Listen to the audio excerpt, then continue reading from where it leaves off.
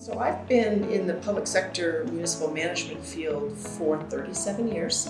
I've been the town manager in Hanover for almost 25 years now. Hanover is located in central western New Hampshire, right on the banks of the Connecticut River. Vermont is just the other side of the river. It's home to Dartmouth College and also immediately adjacent to Dartmouth Hitchcock Medical Center.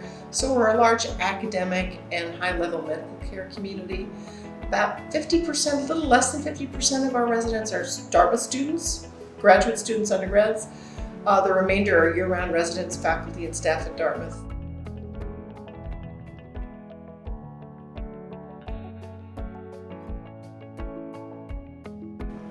When we as a community made a commitment to 100% green power by 2030, that commitment was not just for the municipal entity, the town of Hanover's facilities, but for the entire town of Hanover. All 124 megawatts of electricity consumed by this community. We have a 4-step plan to get to 100% green by 2030. The first step was for the town to go green as a municipal entity and convert all 3 of our megawatts of consumed electricity to green sources. We then launched a Solarize and Weatherize campaign for our local residents to help them begin to move their residential households both to greener sources of electricity but also to reduce their consumption. The third part in our 4-part program is to come up with 100% green electricity options for Hanover electricity customers, and that's why we became involved in this community power movement in New Hampshire.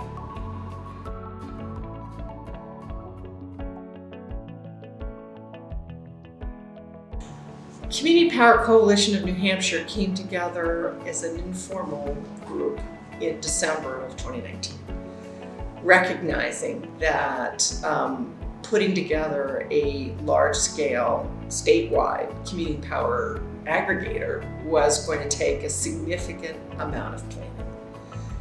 Hanover recognized early on that if we were going to help pull this off, we needed to be part of that coalition to build a large aggregator of electricity consumption.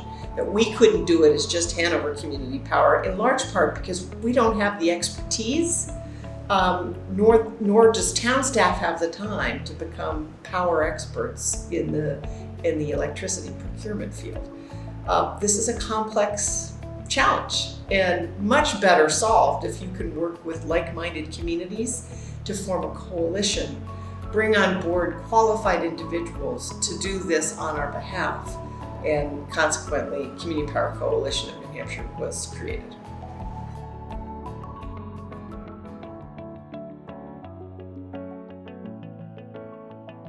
Particularly now, when it's very clear that we're facing a number of climate challenges, I think it's so important for communities to figure out how to work together to solve some of these problems. In northern New England, working across municipal boundaries is not terribly common. We're independent Yankees up here, and our town boundaries are firmly established and have been for 250 years. It's really refreshing to come together in a large coalition of communities to work on this. It's meaningful, it's empowering, it's intellectually stimulating, and it's really beneficial for our electricity consumers and our communities to work together on these issues.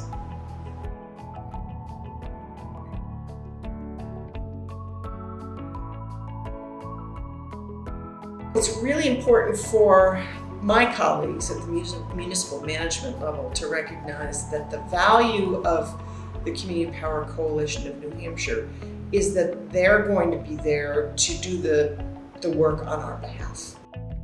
This is not something that needs to be overwhelming for a municipal manager in terms of their believing this is one more significant piece of work they'll have to undertake as the manager for a community. Our intention is to provide the resources through Community Power Coalition of New Hampshire to do this work on behalf of member communities. We have an opportunity to serve as board members to ensure that we're doing this very thoughtfully and with lots of input, but we'll procure the professional staff to make this happen.